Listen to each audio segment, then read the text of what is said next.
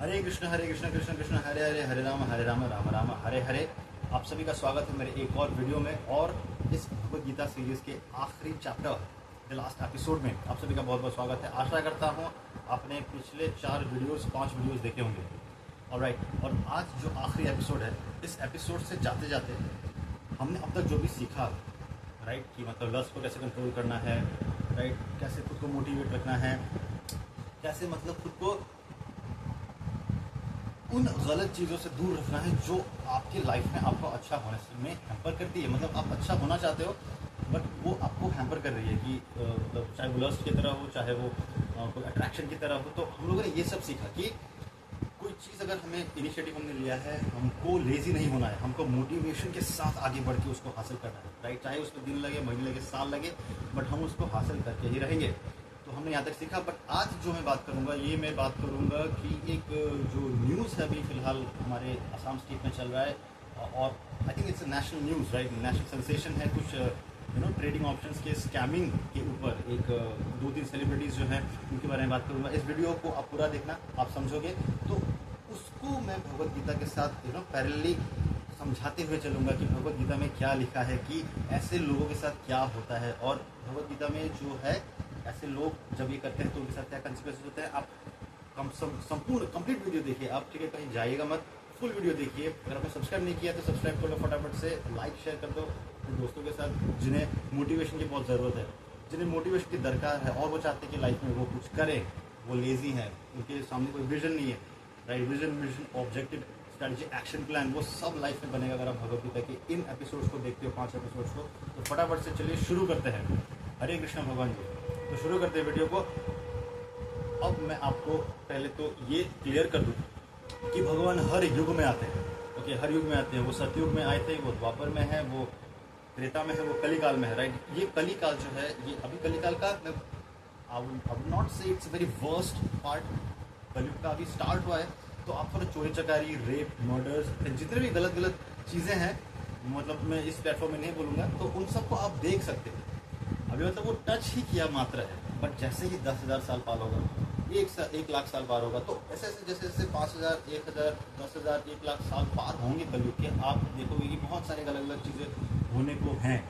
तो इसमें एक श्लोक है 4th चैप्टर में, 4थे अध्याय में भगवान कहते हैं, सबसे फेमस श्लोक, सबसे मतलब परिचित है, आपसे सुना होगा। अगर आपको भगवद गीता कुछ पता ही नहीं, बट ये श्लोक तो आपने सुना ही होगा। और वो श्लोक है, यदा यदा हि धर्मस्य ग्लानिर्भवति भारत अभ्युत्थानमधर्मस्य तदात्मानं सृजाम्यहम् परित्राणाय साधूनां विनाशाय च दुष्कृता धर्म संस्थापनार्थाय संभवामि युगे युगे।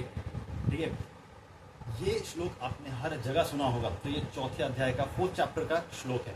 ओके, यहाँ भगवान कहते हैं कि यदा यदा हि धर्मस्य, जब जब धर्म की हानि होगी, यदा यदा हि धर्मस्य ग्लानिर्भवति भारत, और ग्लानि से पूरा भारत भर जाएगा। मतलब कष्ट हो रहा है किसी को, कोई मतलब दुख में है, पीड़ा में है, टेंशन में है, कोई टेंशन दे रहा है। ऑब्वियसली कलिकाल का एंड है, राइट, एंडिंग है। द्वापर का एंडिंग भी अर्जुन लोग जन्म लिए थे, उसको कृष्ण लीला करके खत्म किए थे। वैसे ही वहाँ भी टेंशन होगा, केओस होगा, मतलब कलमश होगा ब्रेन में, मतलब सबका मोटिवेशन नहीं होगा, सब anxiety, depression, worst case scenario होगा।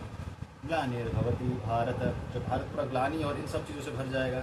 अद्युत्थानम अधर्मस्य, और अधर्म का राज होगा, राइट, अधर्म का राज होगा। तदात्मान सृजाम्य, हम सृजनों का तदात्मय करने के लिए मैं आऊँगा। तदात्मय सृजाम्य हम परित्राणाय साधूना, और साधु का परित्याग करने, मतलब साधु का परित्राणाय मीन्स मतलब उद्धार करने, साधुओं का उद्धार करने। परित्राणाय मीन्स उद्धार करने, राइट।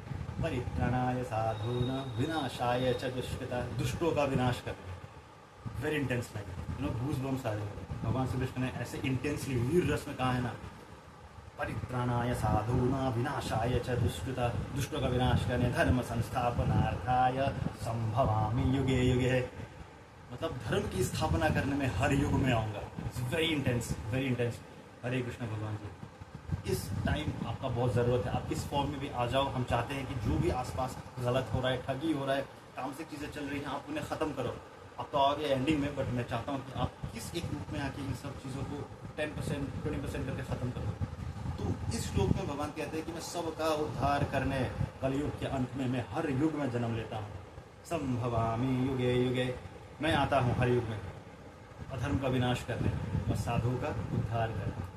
तो भगवत गीता से हमें ये सीख मिलती है कि भगवान जो हैं पहले तो ऑब्जर्व करते हैं whether you are doing things correctly or not, right. वो पहले ऑब्जर्व करते हैं, वो पहले ऑब्जर्व करके आपको देखते हैं कि मैंने जो एक इंसान बनाकर भेजा है, इतने योनियों को 84 लाख योनियों को पार करके जो ये इंसान बना है, अब ये क्या मेरे बताए हुए चीज़ों पे अमल कर रहा है, मैं जो चाहता हूँ वो चीज़ें क्या वो कर रहा है अपने लाइफ में, वो ऑब्जर्व करते हैं पहले।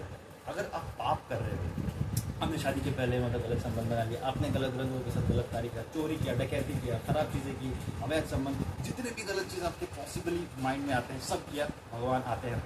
आप जैसे लोगों का आपके कर्मों के साथ जन्मों में जन्मों जन्मांतर तक जन्मों जन्मों तक आपको देते हैं वो कष्ट भगवान। और आखिरकार आप जब किसी और शरीर में जन्म लेते हो, after so many years, last के कलयुग काल में भगवान आते हैं, आप सबको ख़त्म करते हैं, राइट। इसीलिए मैं कहता हूँ कि पुण्य कर्म करो, पुण्य कर्म करोगे तभी आपका जो आगे का योनि है, जो मनुष्य योनि होगा, कोई भी योनि होगा, उसमें आप उस कर्म को कैरी फॉरवर्ड करोगे, देन उस कर्म को कैरी फॉरवर्ड करके आप एक सुखी जीवन जियोगे, राइट। तो इसीलिए अच्छा कर्म करो। अच्छा कर्म ऐसा चीज़ है ना जो जन्म जन्मों तक चलता है, और यही भगवान से प्रार्थना करो कि मुझे इस धरती में आना ही ना पड़े, मैं आपके लोक में जाऊँ, इस कष्ट के ये जो दुखालय है, इस दुखालय में मैं ना आऊँ फिर से। मैं खुद चाहता हूँ कि मैं इस दुनिया में फिर से ना आऊँ, मेरा जन्म ना हो। क्यों? क्योंकि मैं भगवान जी के पास जाना चाहता हूँ मरने के बाद। इस दुखालय में आने के बाद फिर ऐसे ही झंझट, पैसे कमाओ, शादी होगी, ये बच्चे वगैरह, ये वगैरह जितने भी हैं, ब्रह्मचर्य पालन वगैरह, जितने भी गलत चीज़ आप देखोगे, इन्फ्लुएंस हो गए, तो इन सबसे बचने के लिए भगवान श्री कृष्ण का भगवद गीता पढ़ो, उनके पास जाओ, राइट। तो कर्म अच्छे रखो। ओके, तो ये था पहला पार्ट, राइट। अब पार्ट 2 पे आते हैं इस वीडियो के। अभी फ़िलहाल जो मैंने वीडियो की स्टार्टिंग में कहा था, बिगिनिंग में कहा था कि अभी जो फ़िलहाल असम में एक मतलब मेरे स्टेट में, मेरे राज्य में मतलब ठगी का केस, फॉर्जरी का केस, एक ठगी का केस है। तो वो ठगी का केस सामने आया। I think it's a national sensation, right, national news है वो, कि एक लड़के और एक लड़के ने मिल के जो है ना लोगों से स्कैम किया, पैसे लिए और वो ठगी किया। उन्होंने ठगी किया और उन्होंने कहा कि वो जो हेरा फेरी में बताया था ना, डबल करेंगे, एक का डबल करेंगे, वैसे ही एक ट्रेडिंग ऑप्शन है ना, ट्रेडिंग में उन्होंने स्टॉक मार्केट जैसे कि ट्रेडिंग होता है, ट्रेड करते हैं लोग, हाँ, एक इंट्राडे ट्रेडिंग होता है, राइट। उस ट्रेडिंग में पैसा लगा के उन सबका पैसा उन्होंने वापस नहीं किया, इस लालच के साथ कि हम आपके पैसे को बढ़ावा करेंगे। तो वो लड़की और वो लड़का इतने चालबाज साजिश के साथ उन्होंने मतलब ठगी की है सब लोगों को, किसी के 7 लाख गए, किसी के 10 लाख गए, 20 लाख गए। तो मतलब अब उनके लिए भगवद गीता में क्या लिखा गया है, अब मैं उसको पैरेलली रिलेट करके आपको बोलना चाहता हूँ, आपको बताना चाहता हूँ। तो जो लास्ट चैप्टर है ना, लास्ट चैप्टर में बताया है भगवान ने कि ऐसा जो कर्म करते हैं कि मैं ज़्यादा पैसा कमाऊँगा, ठगी करूँगा, चोरी करूँगा, ये सब करके पैसे कमा के और मैं स्वामी बनूँगा, भोक्ता बनूँगा, वो पाप कर रहे हैं, वो पाप खाते हैं, उनके मतलब अच्छे कर्म होंगे नहीं। अब उन दोनों लड़का और लड़की ने जो ये कर्म किया है ना, अब वो कर्म उनके कैरी फॉरवर्ड हो गया। आने वाला जो जन्म है ना, अभी तो भोग लिया उन्होंने, भगवान ने उनको 2-3 दिन का भोग दिया था, बहुत पैसे दिए वगैरह वगैरह, बट वो गिरफ्तार हो चुके हैं अभी। अब वो चेहरा दिखाने के लायक नहीं है लोगों के सामने, सर झुकाना पड़ रहा है उनको, शर्म से सर झुकाना पड़ रहा है उनको। अब मर जाना ही उनके लिए अच्छा है, मैं ये सोचता हूँ कि सभी ऐसा सोचते हैं, बिकॉज इतना मतलब बदनामी हुई है उनको, मतलब वो they are from a good house, no, background अच्छा है उनका, वो अच्छे घर से है, they come from good background. तो अब तो उनका कोई इज्जत रहा नहीं, वो एक अपराधी हैं लोगों की नज़र में। तो ऐसे लोगों के लिए भगवद गीता में ये कहा है लास्ट चैप्टर में भगवान ने कि ऐसे लोगों को नरक में जन्म जन्मांतर तक भोगना पड़ता है, जिसने ठगी की है, चोरी की है, किसी को मतलब दम्भ दर्भ अभिमानश्च मानुष्यमेव, राइट। तो और एक चैप्टर में लिखा हुआ है जो देवी और असुर स्वभाव, देवी और असुर संपदा वाले लोग का कैरेक्टरिस्टिक्स बताया गया है कि ये असुर स्वभाव के लोग हैं। The one who wants to get rich by blackmailing people और रॉबिंग पीपल, उनको ठगी करके जो पैसे कमाते हैं वो असुर स्वभाव वाले होते हैं। वो चाहते हैं कि मैं ज़्यादा पैसा कमाऊँ, सबको ठग के मैं स्वामी भोक्ता बनूंगा या बनूंगी। तो वो असुर स्वभाव के हैं और भगवान उन्हें नरक में अवश्य भेजते हैं। वो भगवान के प्रिय कभी नहीं होते, उनको भगवान की तरफ जो है स्पिरिचुअलिटी की तरफ कभी मन लगेगा ही नहीं। उनको नीति जो है उनका जो मोरालिटी है, ऑनेस्टी है, वो कभी आपको दिखेगा ही नहीं। आपको बातों बातों में उलझा के वो मतलब ठगी कर लेंगे, आपको पता भी नहीं चलेगा। बट एक बात याद रखना, जितना भी मतलब शराब चीज़ हो, जितना भी पाप हो, एक ना एक दिन उसको सत्य के सामने झुकना पड़ता ही है। तो आज वही हुआ, सत्य के सामने उनको झुकना पड़ा। आज वो जेल में है और एक तो फरार है एक लड़की तो फरार है, आज भी पुलिस उसे ढूंढ रही है। तो वो चेहरा दिखाई कैसे लोगों को, वो मतलब लोगों के साथ सामने आएगी कैसे, क्योंकि बदनामी इतनी हो चुकी है, उसको तो दुनिया छोड़ देना चाहिए मेरे हिसाब से, राइट। ऐसे जितने भी लड़के लड़कियां हैं ना, सबको मैं बोलता हूँ कि अभी भी कुछ नहीं बिगड़ा है, सब कुछ भूल जाओ। लास्ट श्लोक में जो बताया गया, लास्ट चैप्टर का जो श्लोक है, सर्वधर्माने बनते मामा मुझे अहम तो सर्वभावे मोक्षी स्वामी माशु, तो वो श्लोक जो है, सारे धर्म को भूल जाओ, सारे गलत कामों को भूल जाओ, बस मेरे शरण में आओ, भगवान कहते हैं। तो अभी भी वक्त है, अगर आप भगवान के पास जाते हो तो सारे पापों से वो आपको धुल देंगे, और अगर आप पूरा मतलब भगवान पे समर्पित हो जाओगे तो कोई प्रॉब्लम नहीं है, भगवान आपको अपने शरण में लेंगे। वो बहुत दयालु हैं, भगवान श्री कृष्ण बहुत दयालु हैं।